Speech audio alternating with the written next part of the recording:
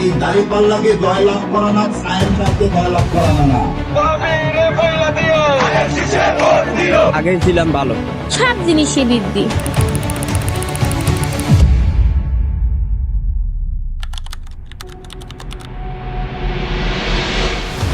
আজ আমরা এমন একটি সময়ে দাঁড়িয়ে আছি যা আমাদের দেশের ইতিহাসে আগে কখনো আসেনি।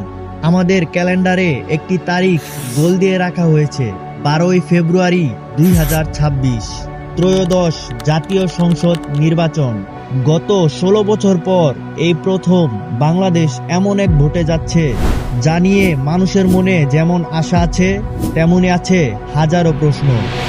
আজকের এই ভিডিওতে আমরা সহজ করে বোঝার চেষ্টা করব আসলে কি ঘটতে যাচ্ছে আমাদের এই দেশে, কেন এই নির্বাচন অন্য সব নির্বাচনের চেয়ে সম্পূর্ণ আলাদা। সহজভাবে বললে 2024 সালে আগস্ট মাসে এক বিশাল ছাত্র জনতার আন্দোলনের পর ক্ষমতার পরিবর্তন ঘটে। দীর্ঘদিনের চেনা রাজনৈতিক পরিবেশ রাতারাতি বদলে যায়। এরপর দায়িত্ব নেয় অন্তর্বর্তীকালীন সরকার। তাদের প্রধান কাজ ছিল নষ্ট হয়ে যাওয়া সিস্টেমগুলোকে মেরামত করা, পুলিশ প্রশাসন আর নির্বাচন কমিশনকে নতুন করে সাজানো।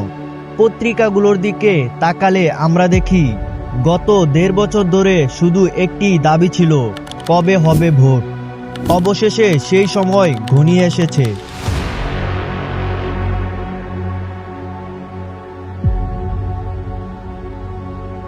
ভোট গ্রহণ হবে 2026 সালের ফেব্রুয়ারি মাসের 12 তারিখ, রোজ বৃহস্পতিবার।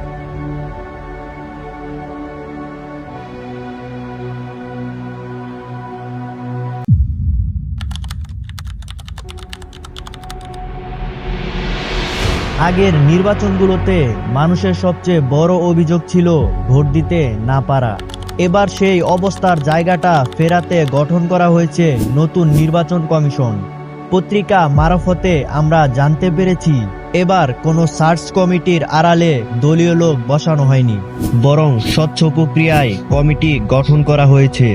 এবারের বড় পরিবর্তন হলো ভোটারের তালিকা হালনাগাদ করা। প্রায় 1,20 লাখেরও বেশি নতুন তরুণ ভোটার এবার তালিকাযুক্ত করা হয়েছে, যারা জীবনে প্রথমবার ভোট দেবেন। এই তরুণদের রায়ই নির্ধারণ করে দেবে আগামীর বাংলাদেশ।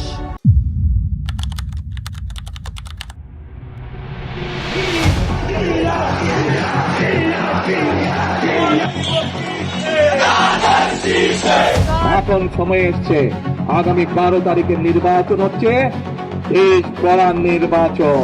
ধান কেটে নৌকায় ভর্তি করে বাড়ি আনা হয়েছে।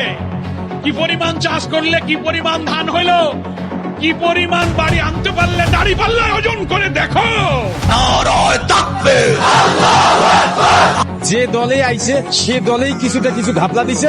আমার মতে যে দলটা আসে নাই, আমি চাই ওই দলটা।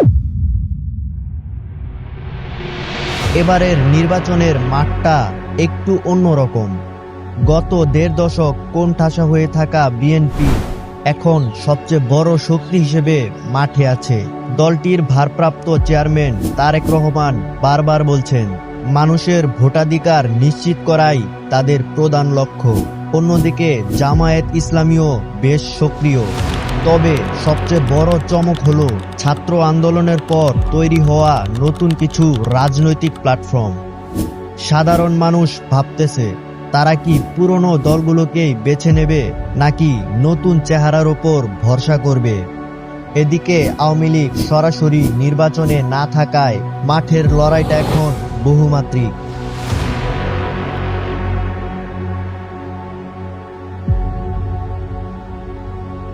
সবজির দাম বাড়তে ভাই। আগে ছিলাম ভালো।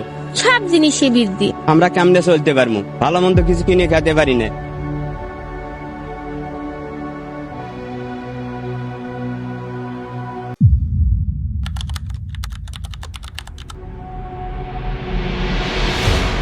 রাজনীতির বাইরে সাধারণ মানুষের আসল চিন্তা কিন্তু তাদের পেট নিয়ে।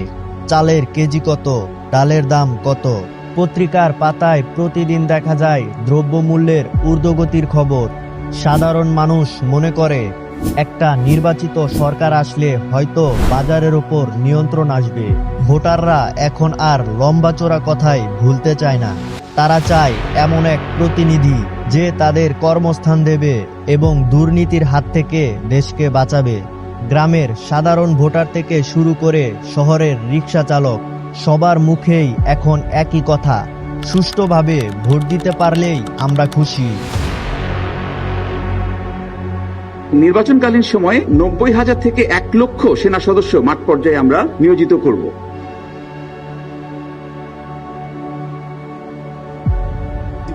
আমি দেখতেছি ইনশাল্লাহ ভালো আছে।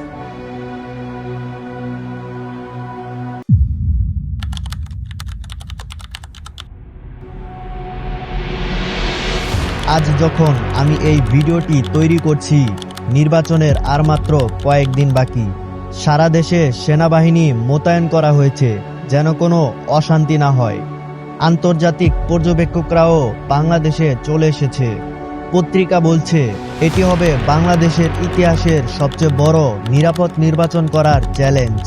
সরকার এবং নির্বাচন কমিশন বারবার আশ্বাস দিচ্ছে এবার আর রাতে ভোট হবে না, দিনের ভোট দিনেই হবে।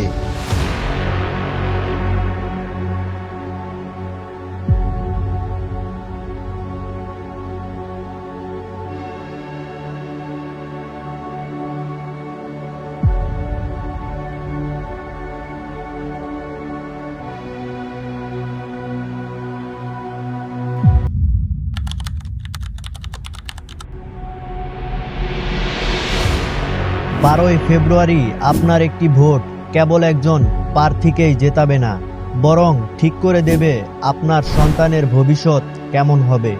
মনে রাখবেন, গণতন্ত্র মানে শুধু ভোট দেওয়া নয়, গণতন্ত্র মানে জবাবদিহিতা। আমরা কি পারবো এমন এক সংসদ গড়তে যেখানে মানুষের কথা বলা হবে? এই প্রশ্নের উত্তর আমাদের হাতেই। আপনি কাকে ভোট দেবেন এটা আপনার একান্তই ব্যক্তিগত সিদ্ধান্ত, কিন্তু ভোট দিতে যাওয়াটা আপনার জাতীয় দায়িত্ব। ভালো থাকুক বাংলাদেশ, জয় হোক সত্যের। আমাদের এই ভিডিওটি কেমন লাগলো কমেন্ট করে জানাবেন। ভালো লাগলে শেয়ার করুন যাতে অন্যরাও এই তথ্য জানতে পারে। দেখা হবে ভোটের পর। ধন্যবাদ।